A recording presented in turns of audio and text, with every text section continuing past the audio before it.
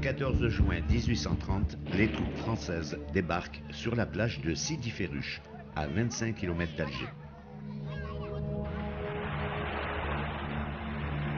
Ce débarquement est mené tambour battant par le comte Louis de Bourmont, ministre de la guerre et commandant en chef de l'expédition en Afrique. La flotte bombarde les défenses de la ville, en particulier la citadelle de Fort-l'Empereur. À cette période, l'Algérie est sous la souveraineté turque du sultan d'Istanbul, sous le nom de Régence d'Alger, qui est le paradis des pirates. La ville est sous l'emprise des Turcs. C'est un marché d'esclaves, principalement blancs. Dans l'ancien temps, dans Alger, vivaient en harmonie beaucoup de peuples. Les Espagnols, il y avait les Français, il y avait les Allemands, il y avait un peu de tout. Les Turcs sont arrivés en Algérie en 1516.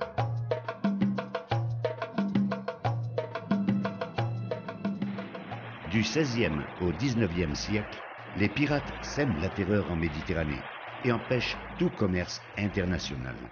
Éradiquer la piraterie de la côte des Barbaresques était un enjeu constant pour les Européens pendant ces 3 siècles.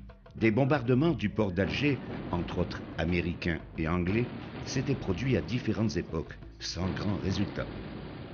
Parmi les Arabes et les Berbères, les Turcs, arrogants et brutaux, tiennent le haut du pavé à Alger. Ce sont les vrais maîtres d'Alger. Les forces armées sont composées de soldats, qu'on appelle des janissaires.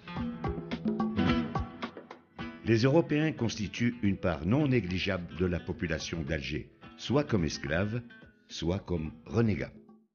L'Européen qui se convertit à l'islam est considéré comme turc. L'islam structure ce nid de pirates. Durant des siècles, les Européens vivaient dans la peur du fouet et du triste sort qu'on leur réservait s'ils étaient capturés. Il y avait des tribus, il y avait les barbaresques dans le port d'Alger, qui arraisonnaient les bateaux français et qui vendaient ensuite les femmes comme esclaves sur le port d'Alger. C'était pas la traite des Noirs, c'était les chrétiens qui étaient vendus par les musulmans, non par les Ottomans. Les femmes et les enfants étaient plus faciles à attraper que les hommes. Ces femmes se vendaient très cher, surtout si elles étaient blondes aux yeux bleus. D'ailleurs, le dé s'accaparait les plus belles pour son harem. Tous ces aventuriers qui arrivent à Alger volontairement sont attirés par les possibilités d'enrichissement rapide qu'offre la ville. Il faut savoir qu'entre 1530 et 1780, il y a eu au moins 1 million de chrétiens blancs asservis par les musulmans de la côte barbaresque. L'esclavage des Blancs et la mainmise sur la Méditerranée furent les principales causes du débarquement, et le fameux coup d'éventail du dé d'Alger sur le consul de France Deval pour une dette de blé non payée par la France n'a été qu'un prétexte pour ce débarquement.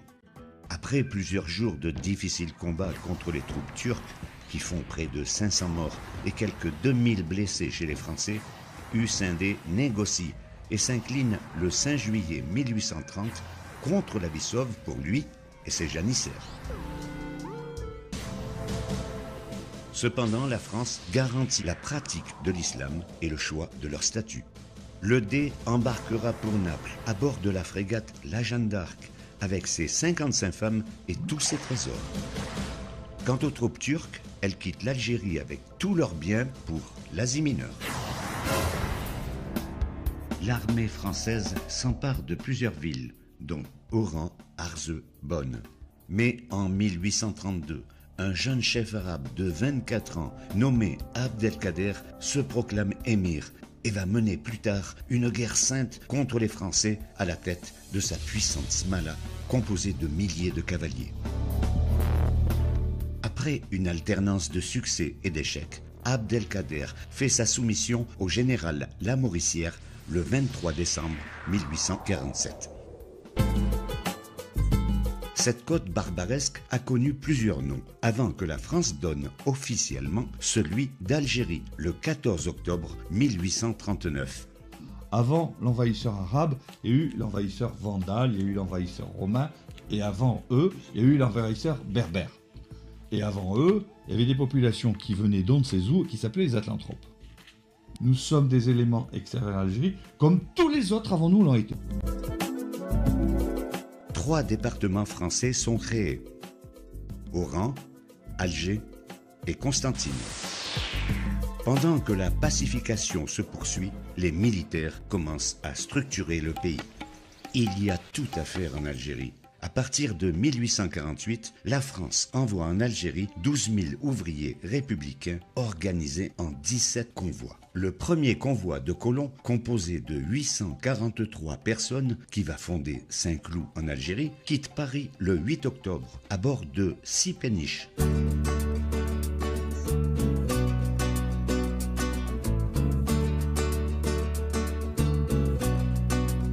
Quand on n'a que l'amour. À leur arrivée sur le sol d'Afrique, ces colons se trouvent confrontés aux dures réalités. Il n'y a pas de route. On traverse des marécages, au risque de s'y perdre.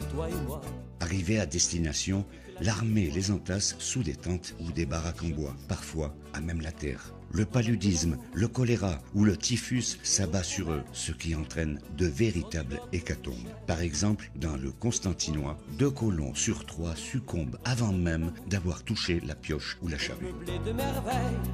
Il y avait des gens qui venaient de Pologne, de Russie, les Alsaciens lorrains, les Italiens, les Maltais, les Espagnols, dont je suis originaire.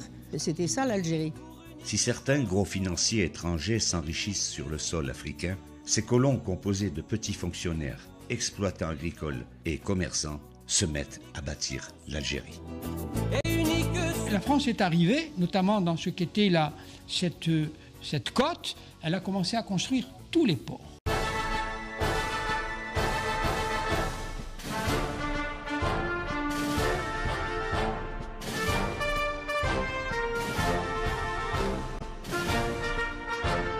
Beaucoup de petits villages du bas de l'Espagne se sont complètement vidés pour arriver en Oranie. Or, c'était des pêcheurs, c'était des pauvres gens, ils n'arrivaient pas les poches pleines. Contrairement à certains autres pays qui ont massacré la population pour prendre possession de leurs terres, la France, elle, a soigné, grâce à ses médecins, ses habitants du Maghreb. Entre autres, ces colons ont asséché les marécages, en particulier ceux de la Mitidja, au prix de nombreux morts, pour en faire la plaine la plus fertile d'Algérie qui produira fruits et légumes.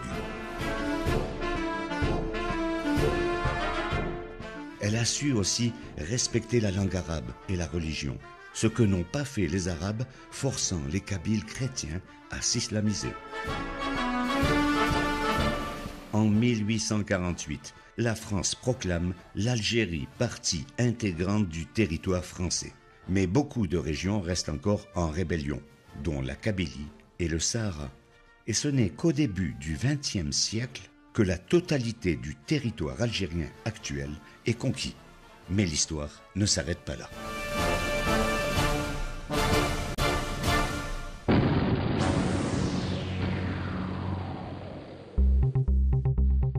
C'est en Crimée que les supplétifs de l'armée régulière se distinguent par leur courage dans de nombreux combats. Ils étaient les premiers soldats vaillants et combattants qui, lors de la conquête d'Algérie, s'étaient opposés à l'armée française pour la rejoindre par la suite. Ils étaient composés de spahis, de zouaves et de tirailleurs. 1914, la guerre éclate et durant celle-ci, les indigènes et les Européens d'Afrique du Nord, représentant 25 divisions, sont engagés dans les offensives les plus dures et les plus meurtrières et se battent vaillamment sur tous les champs de bataille. Le monde entier a été profondément indigné par l'agression ignoble commise par les Anglais sur Dakar. Cette agression, dirigée par l'ex-général de Gaulle, traître à la patrie, a échoué grâce à la résistance héroïque des troupes françaises. Après cet acte révoltant, nous recevons enfin le reportage filmé des combats qui ont été livrés à Mels-er-Kébir, près d'Oran. Branle-bas de combat. Les ordres se succèdent. De Gaulle, il a été le complice de Churchill dans l'assassinat de 1300 marins français et la destruction de notre flotte, qui n'avait jamais été battue. Ce sont nos alliés qui ont écrasé donc cette flotte. Voilà les victimes de l'agression la plus répugnante et la plus ignoble qui ait jamais été commise. Dès 1942, seule l'armée d'Afrique se bat aux côtés des Alliés contre les Allemands en Tunisie, puis se distingue durant la campagne d'Italie, particulièrement lors des combats meurtriers autour de Monte Cassino, qui contribue au repli des troupes allemandes au prix de lourdes pertes. L'armée d'Afrique délivre Rome et la Corse. Le 15 août 1944, elle débarque sur les côtes de Provence. Elle participe à la libération de Toulon, Marseille. Elle passera par Dijon, Belfort, où elle livre les plus dures batailles. Elle libère un tiers du territoire métropolitain jusqu'au Rhin, poursuivant ensuite jusqu'au Danube.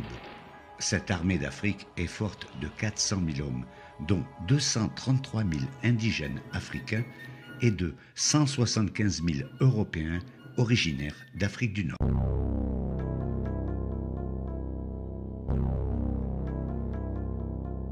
Le 8 mai 1945, le jour même de la victoire contre le nazisme, Sétif, fief de Ferhat Abbas, va connaître de violentes émeutes.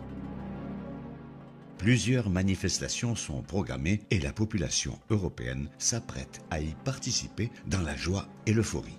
Mais ce jour de l'armistice a aussi été retenu par les frères musulmans prêchant la révolte contre les chrétiens sous l'égide d'Al-Husseini, grand mufti de Jérusalem, de Ferhat Abbas, le modéré, et Messaliadj, le leader nationaliste plus radical, emprisonné à Brazzaville au Congo.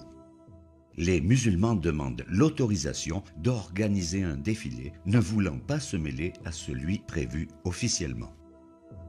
Les autorités civiles, dépassées par les événements, mais parfaitement informées de l'imminence d'une insurrection, autorisent cependant cette manifestation, sous réserve qu'aucun autre drapeau que celui de la France ne soit déployé et qu'aucune arme ne soit portée. Toutes les autorités civiles et militaires étaient au courant que le lendemain, il y allait avoir de graves incidents.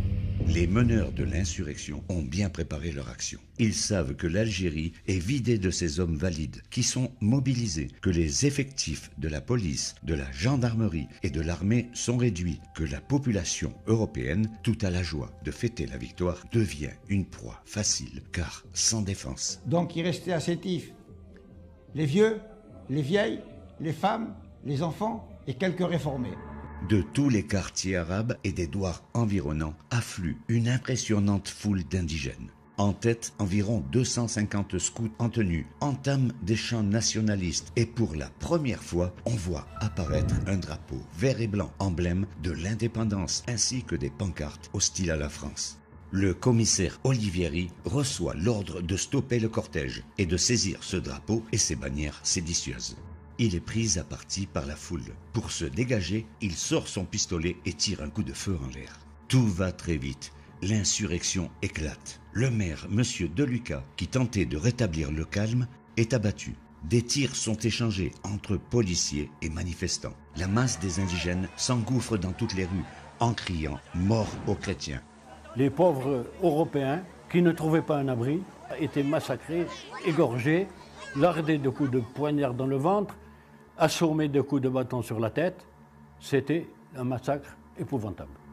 J'ai vu de mes yeux quelqu'un se faire assassiner dans une auto. Et nous, comme on avait 15 ans, des filles, on s'est mises à hurler, on a eu peur, on a crié au lieu de se taire et de se cacher dans le jardin. Et ils nous ont entendus. Alors ils sont partis derrière nous et ils nous ont rattrapés à la course, ils nous ont tapé dessus.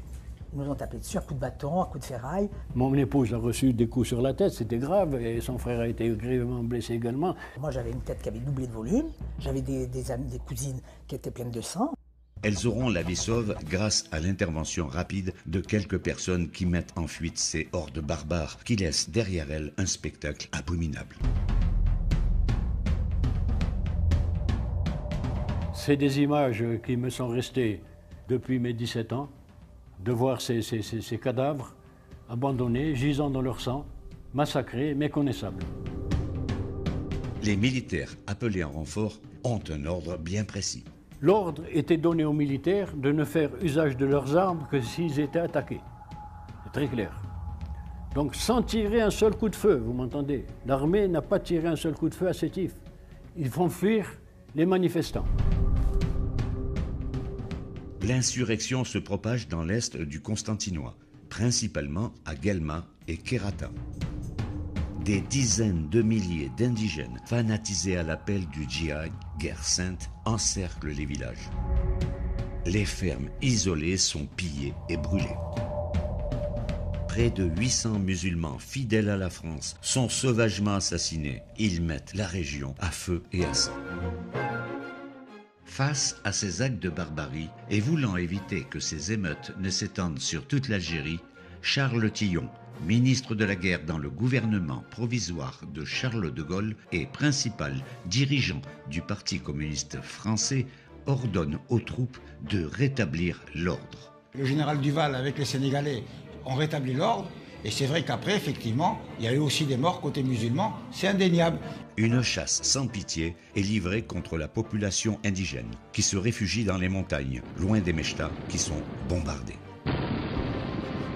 Des milliers de musulmans sont arrêtés. Officiellement, les autorités françaises estiment que le drame aurait fait 123 victimes européennes et 1500 victimes musulmanes. Il semblerait, d'après les témoins, qu'un chiffre entre 1500 et 3000 morts chez les indigènes, ce qui est déjà considérable, correspondrait à la réalité. C'est possible, c'est même probable, mais il n'y en a jamais eu 45 000. J'en veux pour preuve que s'il y avait effectivement eu 45 000 morts, les survivants auraient pu indiquer les charniers. Et c'était facile, à l'aide d'un bulldozer, de découvrir tous ces morts. Donc s'ils ne l'ont pas fait, c'est parce que ces 45 000 morts n'existent pas.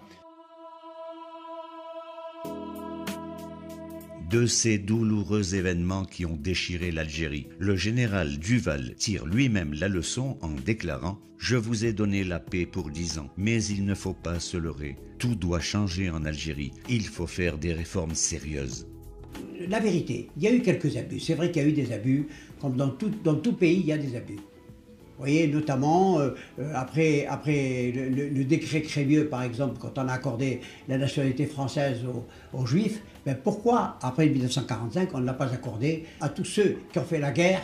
Donc là, il y avait un problème. Mais ce problème nous a échappé. Officiellement, le musulman d'Algérie est français, mais avec un statut particulier. Le premier collège leur permet de voter à la condition de renoncer à leur statut indigène dicté par le Coran. Le second collège, qui concerne la plupart des musulmans attachés à leur religion et à leur statut personnel, ne leur permet pas de voter. Il y avait là des portes qui étaient ouvertes et que les musulmans ont fermées. C'était déjà l'islam intégriste qui se dessinait. Il fallait faire les réformes tout de suite après le 8 mai 1945.